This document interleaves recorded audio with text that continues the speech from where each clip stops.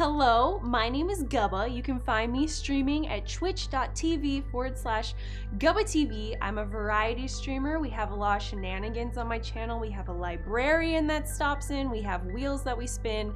And sometimes we have gameplay. I have been streaming for almost 5 years. I started streaming in May of 2015, so like about 4.5, 5 years.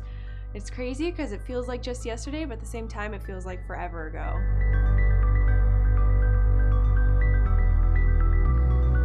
Being a waitress at Buffalo Wild Wings definitely helped me become a streamer or be better at being a streamer by being able to multitask, right? And talk to a lot of different people, and also babysitting, because when things get rowdy at Buffalo Wild Wings, your waitress kind of turns into a babysitter, and sometimes when things get rowdy in Twitch chat, I sort of turn into a babysitter as well. So it helped me learn how to be a professional babysitter.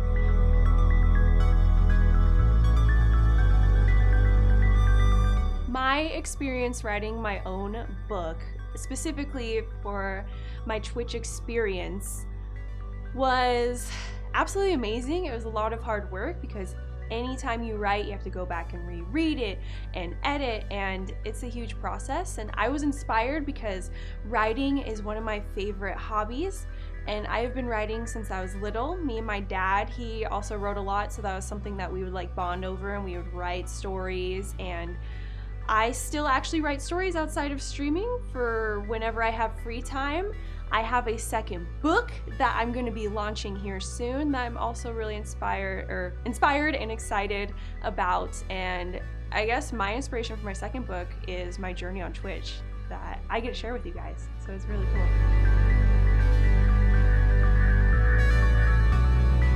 The game that has had the biggest impact on my life is Zelda Ocarina of Time. That game is I feel like it's such a once in a lifetime experience to play. And especially when you're younger and the game had just come out and you're playing on your Nintendo 64, you just went on this adventure in Hyrule with Link, and it was so cool. I think about it, and it was definitely one of the most magical games I've played, and such a magical time in my life playing that game. I loved all the different temples they had. I loved riding around my horse, and it was just so cool. I felt like I was right there with Link playing that game. I love, love, love that game.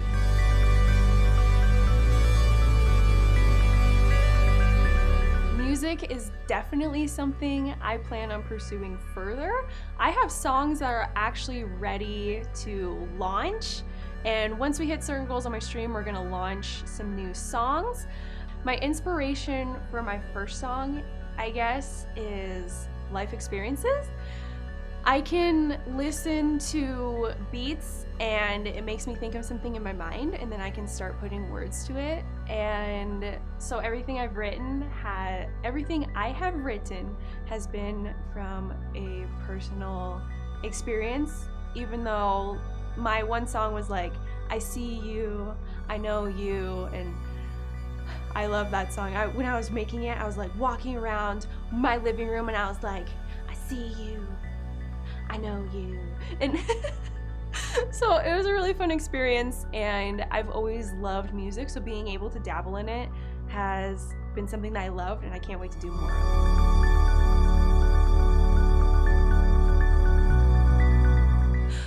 So in 2013, my best friend and I thought it would be a good idea to go floating on this river in tubes. So you just get in your swimsuits, your life jackets, and you go floating down the river.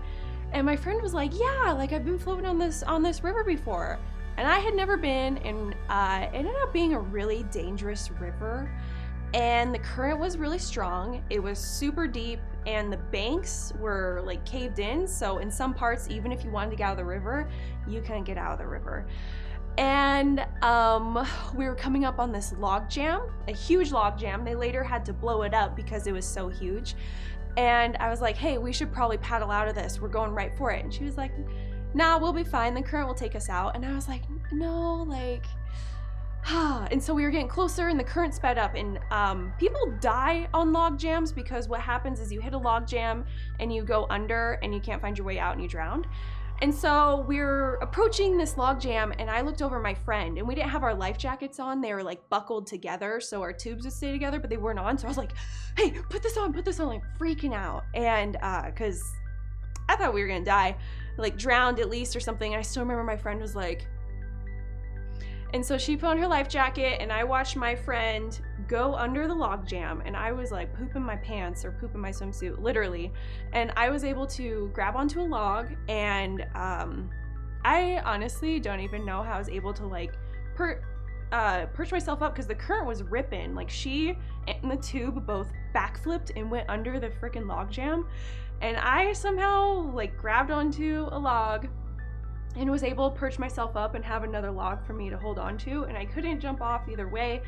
And I was like waiting for my friend to come up, and she finally popped up, and there's an island a little ways off, so she swam off, and then we're like screaming at each other trying to figure out what to do. And there ended up being a campsite, thank goodness, a little ways down the river, and we were just like screaming, waving our hands, because she was stuck on a island, and now I was on a log jam, and I could not jump off or I would have gone right under.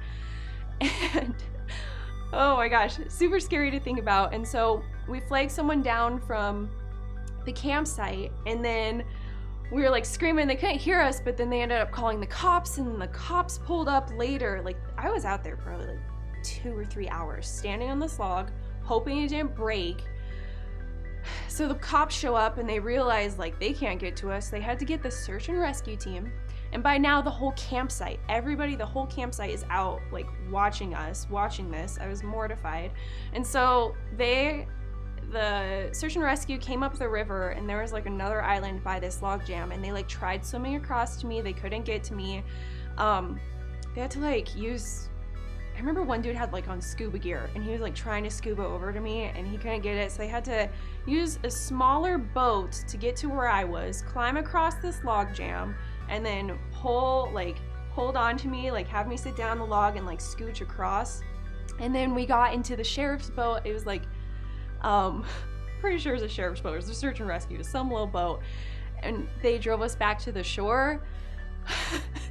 And we drove by the campsite, and there's all these people, and so me and my friend were embarrassed, but we started waving, and so everybody's waving, and people are like snapping pictures and stuff, and I'm probably in somebody's 2013 summer scrapbook because of that. But yeah, that's a little bit of my experience of when I almost died.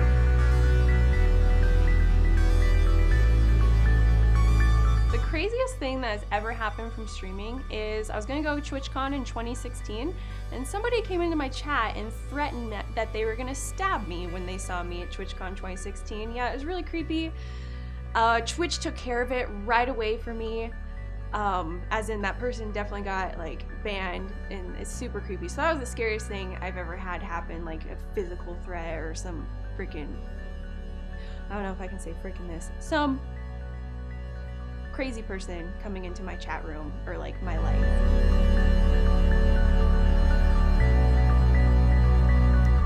Streaming full-time was always my goal, so even when I started, I wanted to be a streamer full-time. So that's what I went into it with. And did I think I could ever do this for a living? There was at one point when I was streaming, I was still working at Buffalo Wild Wings, that I had like an inkling of hope, and my stream was growing really fast, and I was getting a lot of support from amazing people, and I thought I might be able to do this full time.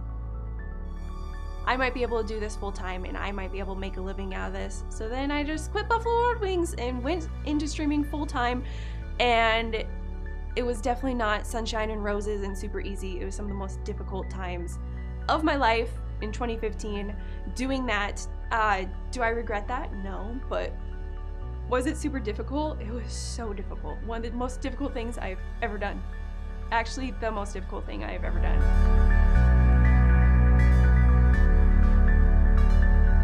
There were a lot of difficulties and challenges on my journey of being a streamer. I had a lot going on in my personal life too, so I had some really big moves while I was starting out streaming, and so that was really difficult. And then Other challenges would just be building a community, and it's definitely difficult starting that out, and how to interact and how to manage your community. Those are some of the most difficult things that I learned early on, from people you can't trust, and let's see how to explain this. From people you can't trust helping you with your channel, whereas if that's like mods or other people in your community, and I learned that early on, and that's what made starting out streaming so difficult for me. And then I'm trying to think if there's any other difficulties. I mean, I still have difficulties to this day. I mean, with your community growing and where to take the direction of your stream. I guess that's a good way to put it.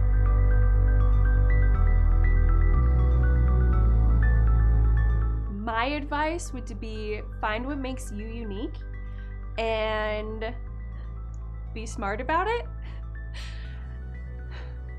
I'm trying to think of other advice that I have. If somebody came to me and they were like, I'm starting streaming, what advice do you have? My advice would honestly just be find what makes you unique and go for it, and don't dive in expecting to have a community all at once or to be able to do this full time, because if you dive in with that mentality, you'll be really sad because it's super difficult. It's not easy. And go into it knowing that it's not going to be easy, and have expectations that you are going to run into difficulties.